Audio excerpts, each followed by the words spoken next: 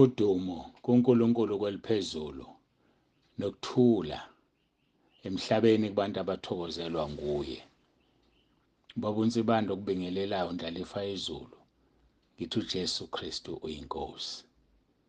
uJesu Kristu izolo unguyena namhlanje kuzoba uyena engunaphakade. Ngiyambonga uNkulunkulu kakhulu bangcwele, ngiyamdumisa ukuba kwazi ukuthi aphinde asihlanganise ngalendlela. Kunabazalwane abangibuza ngomnikelo woLibo, kodwa kucaca ukuthi usho ukuthi abalifundanga izwi engilithumelile. Lo mnikelo kade sawuqala ngibe ngukhohlwa nganakho ngangena umfundisi wemali, ngukhunjuzwe abanye abazalwane. Mangaphazami soqale ngo-2014 uNkulunkulu engitshela ukuthi kufanele ibandla linikele umnikelo woLibo. Emva kobe sifundisile ngokweshumi wasifundisa ngomnikelo wesihle. Ezinkonzweni zami lapho bengikhuluma khona ngomnikelo nangokweshumi kuchaziwe kwabanzi. Uma ungenazo lezi nkonzo uzifuna, ngena kwiwebsite yebandla www.entabeniyendlukajehova-kuyabonelelwa.org noma-ke .org. Ngena lapho ufike ubheke isihloko esithi umnikelo nokweshumi. Ulaleleke zininganyana uzofika la sekuchazwa khona ngomnikelo woLibo. Kodwa-ke ngizodlula khona kafushane-ke inkinga-ke kimina, ngoba mhlawumbe ithi kafushane inkonzo yonke izokhuluma ngoLibo namhlanje, angazi. Kodwa bengifisa ukudlula kafushane. Singakangeni-ke enkonzweni yoLibo, ngiyacela ukuthi siguqe, sithandaze, simcele uNkulunkulu wethu abe kanye nathi ngomoya wakhe oyingcwele.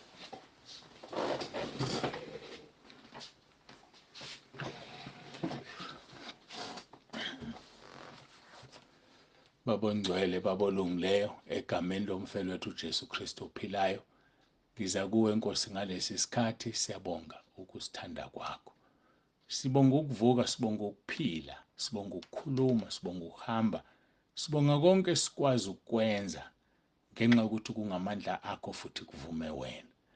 Ngiyacela-ke Nkosi ube kanye nathi ngomoya wakho oyingcwele, uyicacise le nkonzo yoLibo. uJesu Kristu uyinkosi. Amen.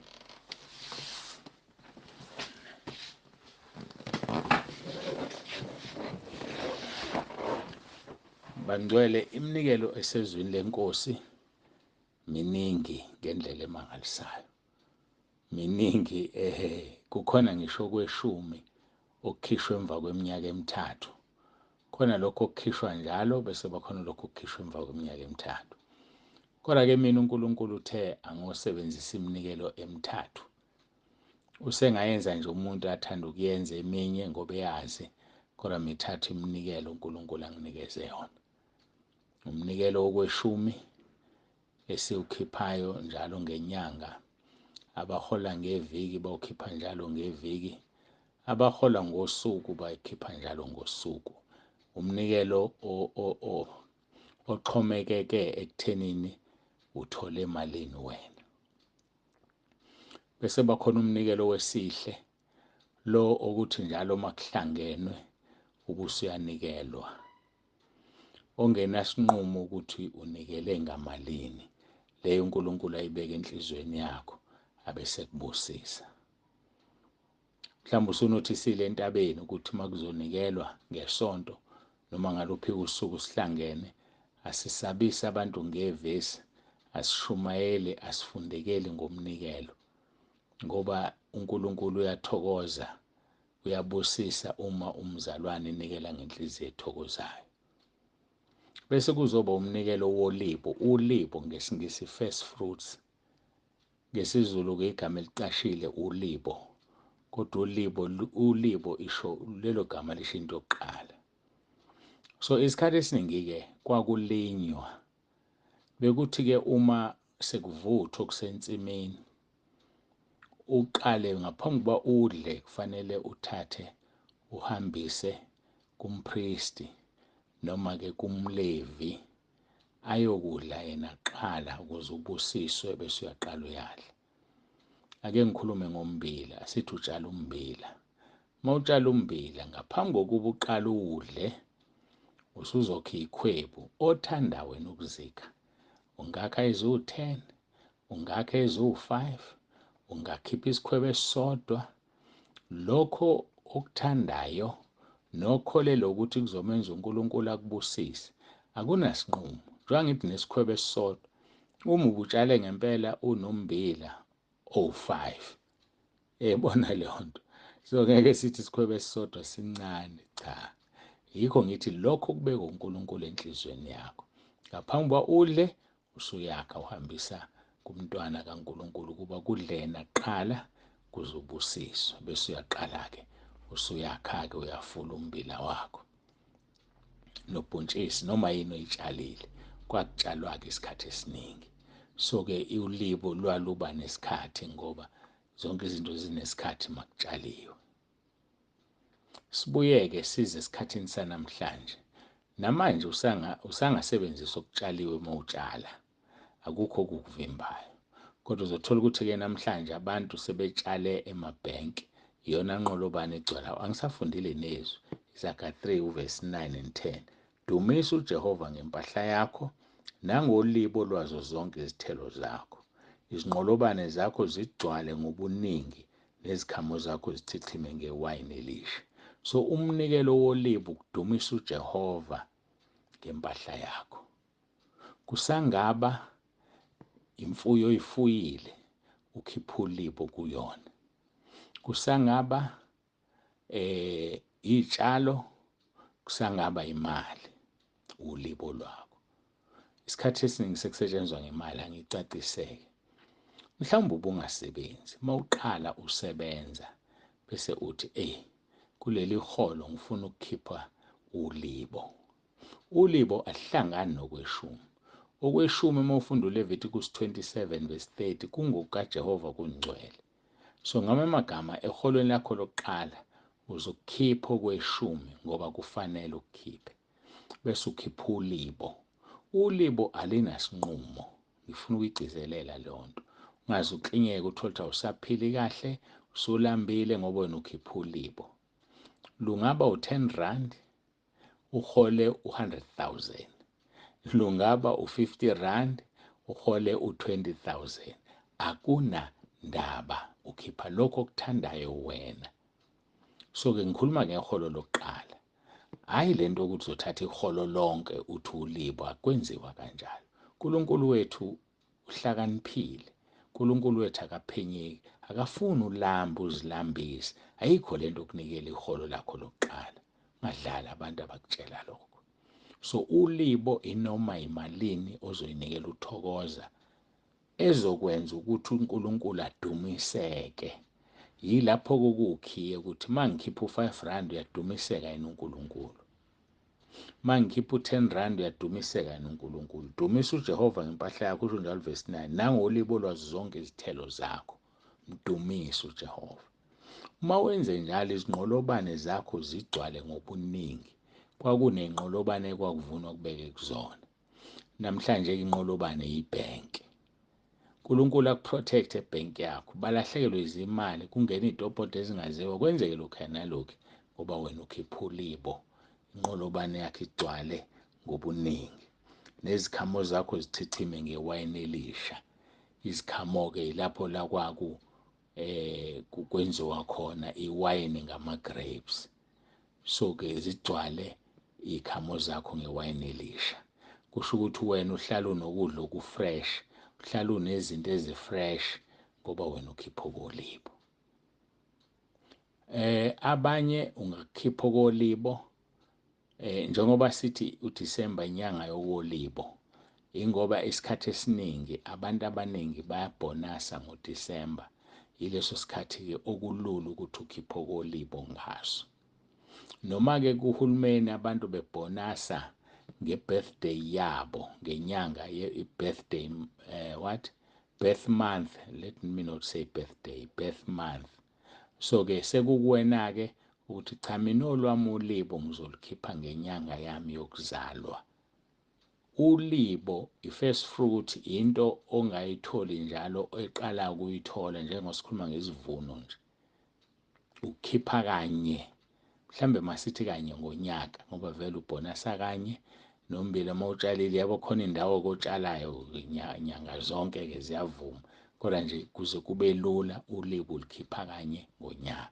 So uNkulunkulu-ke wasinqumela thina ukuthi asenze uDisemba kube inyanga yoLibo. Njengoba sengishilo ukuthi uLibo kwakuyimali, uxolo bakithi, uLibo kwakuyizithelo, kuyisivuno sokuqala osithathayo ngoba umLevi wayengayinikwa indawo. UmLevi akanikwa ndawo yokwakha. UmLevi uphila ngabantu bakaNkulunkulu. Bese kuzoba khona nompristi naye ngokunjalo. So-ke lezi zinto uma uzikhipha usukwenza kuyoba ukudla kumLevi noma kumpristi. Ngolimi lwanamhlanje umLevi abefundisa emabrentshini, umpristi umholi webandla, umsunguli, founder webandla, noma-ke umongameli, noma ubani, kuya ngamabandla, umu-archbishop, angaze kushiyana emabandleni, kodwa ngiyathemba ukuthi niyangi-understand ukuthi ngithini. So imali yoLibo-ke, njengoba sesikhuluma ukuthi ukudla, ukubusisa umfundisi, ngamafushane kungukumbonga umfundisi, noma kungukumbonasisa, noma kungukumkhisimuza. Angazi ngifiliphi igama elizofitha. Imali yomfundisi le yokujabula ibandla elimnikeze yona. Ayifani nemali yokweshumi, ngoba yokweshumi umfundisi akakwazi ukuyisebenzisa ngokuthanda kwakhe, imali kaNkulunkulu. Imali le yesihle yokuhamba vangeli nayo imali kaNkulunkulu, kodwa kwezinye indawo-ke imali yokuthi umfundisi aphile nyanga zonke, abe nakho ibandla liyamondla. Kodwa uLibo imali yokubonasa, ngamanye amagama imali yokukhisimuza umfundisi, yokubonga. So uDisemba-ke inyanga yoLibo. Yilokho-ke bengizama ukukuchaza, angazi noma kuyezwakala yini. So uLibo likhishwa umuntu othandayo ukulikhipha, ongathanda ukulikhipha likhe icala. uLibo akusona isono ukungalikhiphi uLibo, akufani nokweshumi. Okweshumi kuyisono uma ungakukhiphi, kodwa uLibo aluyisona isono uma ungalikhiphi. Ngethemba iyacaca lento, iyezwakala. Kufana nomnikelo wesihle, akusona isono ukungawunikeli. Okuyisono ukungakunikeli okweshumi. Ngakho-ke bangcwele, ngiyacabanga ukuthi wonke umuntu usezwile, iyacaca manje indaba yoLibo. Mhlawumbe kuzoba kuhle ngigcine la ukuze sibe ne-voice note ekhuluma ngokoLibo kuphela nje, ngoba bayangena abantu ekhaya lezwi, bayaphuma, ukuze umuntu uma ekhona ongenayo noma ngonyaka ozayo sekunabanye benga-understand uLibo ukuthi yini, ngiyilande le voice note, ngimnikeze yona ezwe, a-understand. Ngiyacabanga ukuthi kuzosisiza lokho, angingadluleli kwezinye izinto. Iyona-ke imali yokoLibo. Ngicabanga ukuthi ngichazile kwanele. Uma kunombuzo usenongixolela, usiyongibuza ngasese, ofisa ukungibuza ku-WhatsApp, ngizama ukuphendula. Uma umbuzo ngiwubona ukuthi ukulungele ukuthi usize nabanye, ngizobe sengibuya futhi ngichaze ekhaya lezwi, ngoba sisizwa imibuzo yenu bazalwane. Uma ningibuza engingakwazi, ngizokulanda ezulwini ngomkhuleko, ngenze isivumelwano noNkulunkulu engimkhonzayo, owathi akafuni ngiphathwe, ufuna ukuziphathela yena mina. Ngathi-ke Nkosi, kushuthi akekho umuntu engiyobuza kuye utho. Uma kunenkinga, ngiyacela ungiphendule ngaso leso sikhathi. Uma ngibuza, uthembekile kuNkulunkulu, uyakwenza lokho. Ngakho-ke angibonge, ngivale la. Izaga 3:9-10. Dumisa uJehova ngempahla yakho nangolibo lwazo zonke izithelo zakho, izinqolobane zakho zigcwale ngobuningi nezikhamo zakho zichichime ngewayini elisha. uJesu Kristu uyinkosi. Ngithimba ngicacele kahle, akusona isono okungakukhipha wokoLibo, akusona isono. Ukhipha ngangokufisa kwakho ngoba ufuna inqolobane zakho zigcwale ngobuningi, protecteke lokhu onakho. Hayi, muhle uNkulunkulu wethu, uyasithanda. Futhi sengichazile ukuthi wokoLibo okokwenzani. Nakho okuvumukayo. Imali yokoLibo ngiyocela ukuthi ukuze singalo sinekhwama eziningi, sebenzisa i-akhawunti yokweshumi, kodwa bese uthumela imeseji ngoWhatsApp uthi lokhu engikunikelile okoLibo, khona ngizokwazi mina ukuthi-ke ngikhiphe ngusendaweni efanele. Kukhona-ke abathanda ukusebenzisa usikhwama uma bethumela imali. Ngeke ngibavimbe, bathi abanye kukhuni emabhenki akude, kulula ukuya esitolo esiyilokhali uSpar mhlawumbe noma yini. Ngicela usikhwama naye umtshele ukuthi le mali eyokoLibo, ngoba uma ingachaziwe izovele ingene kokweshumi. Kodwa uma uyichaza ukuthi eyokoLibo-ke le, kulungile, ayikho inkinga. uNkulunkulu akubusise ngezaka 10 verse 22, aphinde akubusise ngezaka 3 verse 9 and 10, kakhulu 10. Inqolobane zakho zigcwale ngobuningi nezikhamo zakho zichichime ngewayini elisha. So kusho ukuthi sizokunikela kanjalo-ke. Abaseduze la bangakunikela ngosuku lwangesonto, kodwa bakufake kwi-envelope, babhale, ungayifaki ilusu idedele nje, ngoba isiwumnikelo kahamba vangeli. Kanti uma uzoyifaka envelophini bese uyabhala uthi uLibo, lokhu isizo endaweni efanele yokoLibo. Nginebhuku elikhontrolayo engibhala khona ukuthi le imali yokoLibo, lena imali yani, ukuze phela ngesikhathi esifanele uma isikhishwa kokweshumi ngobe yokoLibo iseceleni, ikwazi ukuba seceleni. Sengichazile ukuthi ngeyani. Awumuhle uNkulunkulu wethu, kukuwena-ke ukuthi wenze njani. Phela nje mina bengikhumbuza ukuthi ngikhunjuzwe abazalwane, awathula baba, sekwenze njani. Tshela abazalwane inyanga kaDisemba inyanga yokoLibo, yomnikelo woLibo. Akusikhona okweshumi, akuvimbi okweshumi, akuvimbi lutho, umnikelo nje oyihambelayo. Shuthi ngama emagama entabeni endlu kaJehova sineminikelo emithathu. Umnikelo wabampofu ukhona ungowesine, kodwa ngenxa yokuthi unomsindo, ngiyafisa ukuthi kube yilo naloyo azenzele ukunaka abampofu, kodwa uthathe kokweshumi ngoba okweshumi ukaJehova kungcwele. Ngoba uma sesizothi akuze la okwabampofu, kuzongehlula mina ukubona abampofu. Kwabahlule eBhayibhelini. Uma ufunda izwi lenkosi, sengikhohle ukuthi izenzo bani, kwaba nokucomplaina, ngixolele ngizozama ukuvula, kwaba nokucomplaina bethi abafelokazi bethu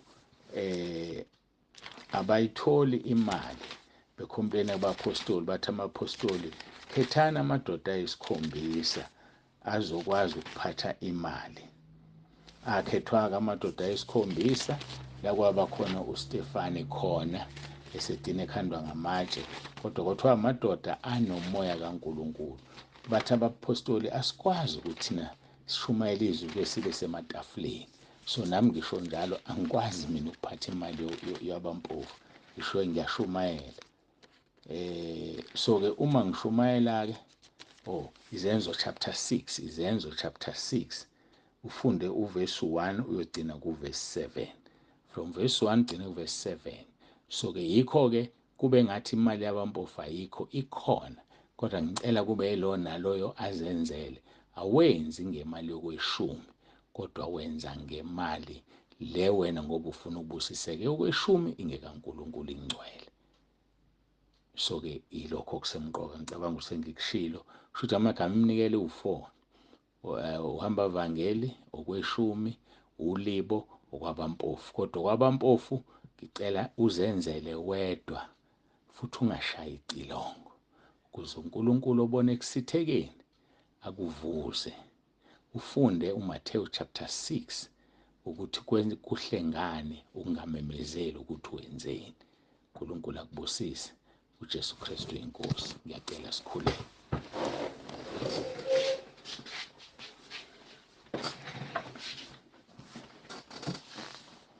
Babongcwele, babolungileyo, uNkulunkulu onomusa, siyabonga ukuchazeleka ngomnikelo wokoLibo. Ngiyacela ubusise ilona loyo olalelile, ubusise wonke umuntu ozokhipha anikele okoLibo.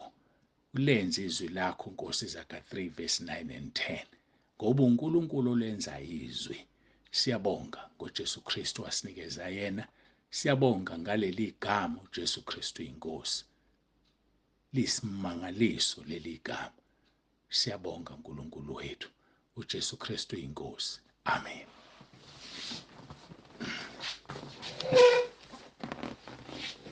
Siyambonga-ke uNkulunkulu wethu kakhulu bangcwele, babonsibando valelisayo, othi uJesu Kristu inkosi.